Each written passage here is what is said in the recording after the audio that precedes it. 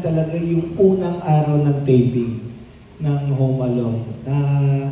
Kasi aaminin ko naman sa inyo lahat, ako yung pinakamatanda sa magkakapatid. I grew up na si Tito Dolphy yung pinapanood ko, black and white na pelikula na pinapalabas tuwing tanghali noon sa Channel 9 habang pinapatulog kami ng magulang namin. Matutulog kami, pero ako, dinadaya ko yung nanay ko. Binubuksan ko yung TV, kunyari natutulog-tulogan ako. Pag tumayo na yung nanay ko, manonood ako ng yung reruns ng mga lumang pelikula ni tatay na black and white. Natatandaan ko yung Ibong Adarna. Paboritong-paborito ko yun, yung pelikula ni tatay, si Babalu, tsaka si Tito Dolphy. Sila pa rito. Oo, tapos ang sarap-sarap ng pakiramdam kasi lahat ng mga komedyante, yun ang inaambisyon nila. Ang makatrabaho mo yung iniidolo mo. Ako siguro, sinuwerte lang talaga ako. Siguro iba ang ngiti sa akin ng Diyos noong mga araw na sinabi sa akin na makakatrabaho ko si Dolphy. Yung unang araw, yung unang eksena na kasama ko si tatay, hindi ko pa matandaan yung mga linya ko. Dahil sa sobrang starstruck ako. Kasi parang, ito yung iniidolo ko. Tapos, ito na siya, katrabaho ko na ngayon. Ang nakakatuwa lang sinabi sa akin ni tatay, kalma ka lang, relax, maganda tong ginagawa natin. At ever since that day, kalmadong-kalmado na at sa sobrang pagkakalma ko, tatay na yung tingin ko talaga sa kanya. Na parang, hindi kayang bayaran yung nararamdaman ko pagkasama ko si tatay. At saka isa pang natatanda ko kay tatay, napaka-generous niya. Na kunyari mayroong isang punchline na nakakatawa, sasabihin niya, Moki, ikaw na lang mag-deliver nito. Eh di ba sa mga komedyante, sa mga gusto nila sila yung nagbibigay ng punchline. Pero si tatay, sasabihin niya, de, sa'yo to. Mas maganda pag ikaw nag-deliver nito. Totoong ganun si tatay, hindi po siya swapang. Kaya every taping has been a memorable taping for me. Every taping is a gift para sa akin. Ako, maraming memorable na na mga eksena, taping days. Pero I guess, ang masasabi ko lang, isa na sa pinaka-core memory ng buong buhay ko ay yung naging anak ako ng isang babalu sa Okidokido. Naging pamangkin ako ng isang babalu sa Home Along the Riles. Naging anak ako ng isang Dolphy, ng iisang Dolphy. At naging anak ako ng nag-iisang si Nova Villa. Yun ang core memory ng buhay ko. Ito naman, si Tita Nova naman. Ang mami ko. Go ahead. Go, ma'am. Good evening po. Alam po ninyo, ang magaganda ang mga narinig natin na mga kwento, yung mga nararamdaman nila sa puso nila regarding it's all Dolphy. At alam natin lahat ang pagkatao ni Tito Dolphy. I'm a church goer. Every day I go to Mass. I'm a Mother Battler member sa simbahan. At ang mga kasama ko are all seniors. 70, 80, 90 years old. Yan po ang mga barkada ko. And probably I am the youngest. I'm 80 years old. Wow. At lahat narinig ko sa mga unong buhay pa si Tito Dolphy. Because 40 years na ako sa simbahan as a mother battler at nakasama ko lahat ang mga seniors. Mas older pa, yung iba 90, 95 years old. At noon pa, bata-bata pa ako ng konti, mga fans sila ng Home Along the Riles and John and Marcia. So they were a little bit younger before hanggang sa sila'y tumanda na at maswerte na may mga buhay pa. Pero mga 90, 95 years old sila. At kami pa rin ang magkakasama sa church. And they always tell me, Sister Nova, sayang wala na si Dolphy. They were about 60, 70 years old.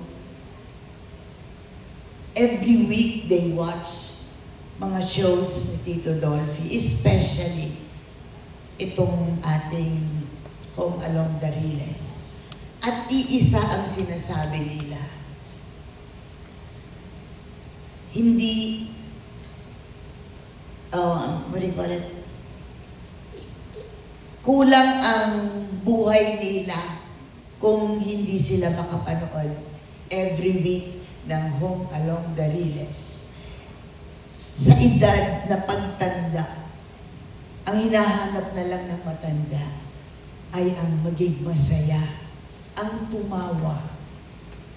They're very lonely kung walang nagbibigay ng pag-ibig, ng masayang show sa matatanda. Parang numbered ang kanilang oras.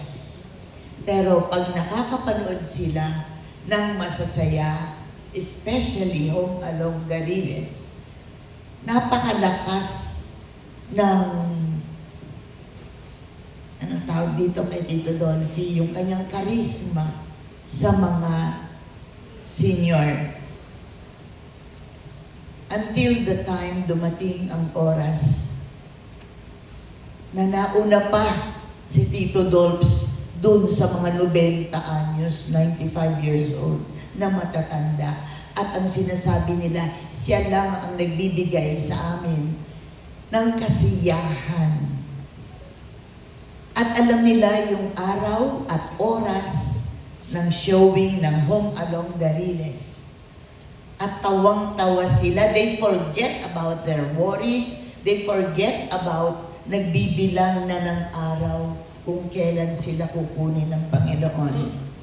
They forget everything kung hindi puro tawa, kasiyahan because of Home Along the Riles.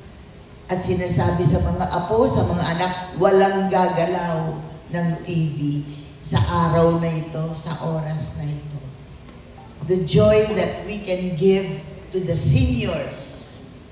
And now, ako na yung senior. I'm 80 years old. Pero, kaya ko pa makipag-wrestling.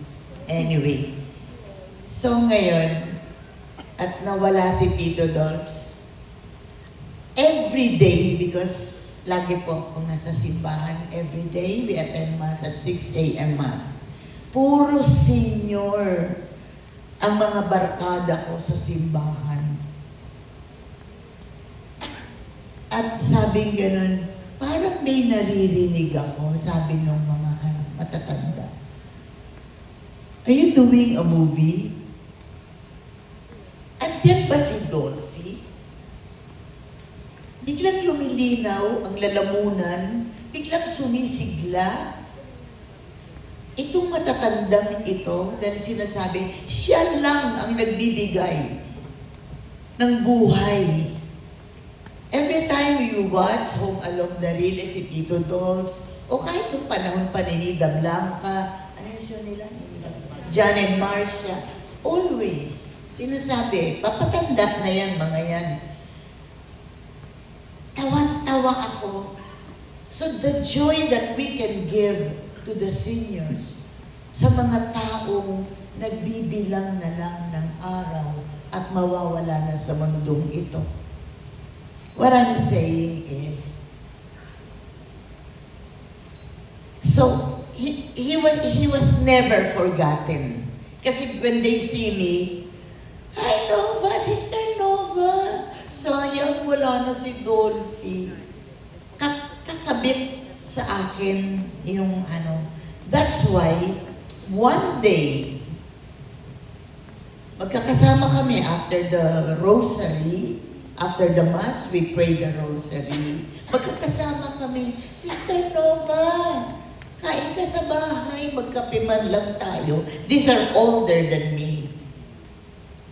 Natatawa ako up to now. Naiisip ko, hindi ko makalimutan yung kayo ni Dolphy. Always kakabit si Dolphy. Until the time, Boy 2 and Vandolph talked to me na gagawa ng pelikula ng Home Along the Riles. Nag-iba yung pakiramdam ko. Ang naisip ko yung mga kasama ko sa simbahan na I'm sure they will be excited at kahit na masakit ang kanilang mga paa, mga rayuma, magpapasama sa mga apo to watch the movie hanggat nandyan si Dolphy at si Nova. The joy that we can give to seniors. Kaya nagulat din ako when they told me gagawin nila ang pelikulang ito. Of course, I am excited. Pero may konting lungkot. Paano yun? Wala na si Tito Dolphy. Paano na yung role ko? Paano na yung istorya? They assured me, silang dalawa, huwag kang mag-alala, Tita Nova. At ang nasa isip ko, yung matatanda, sabi ko, wow, matutuwa itong mga to. Sabi kong ganun. Hanggang sa ngayon nagkikita ka pa rin kami. Sabi ko, I have a surprise for you doon sa mga seniors sa simbahan. Makikita niyo si Tito Dolphy. Sabi ko, makikita niyo, mararamdaman. Oo. Of course, the imagination, you know. Kasi andito yung mga anak. Tsaka yung story. Yung ganon. He will live through the story. I love you, Mami. Ngayon po, tapos na po talaga. At saka na tayo po sa kalit. Maraming salamat po sa pagpunta. I love Kaya, you, Mami. mga kaibigan, ito po kami. Ando po si Kakanan mag-exit. Ay, mga buwisit. Patapusin niyo ako. Tapusin mo si Tita Nova. Natapos na po oras dito. Ending na. I'm sure, iniimbita ko silang lahat manood ng Home Along the Riles Kailan para na? mabuhay uli ang kanilang spirit. Di ba? Anong tulog dito? Meron pa mga hindi nakapanood dito. Marami sa amin nakapanood na from the preview, from the special advance screening. But we can't, yung para sa mga iba hindi pa nakapanood, excited din sila na mapanood ito sa June 17. Yes. 15 muna. May Premiere night. premiere night na. sa Pero may 15. premiere night sa 15. May, ka naman. Medyo 5 sentences lang. I love you, Mommy. Actually,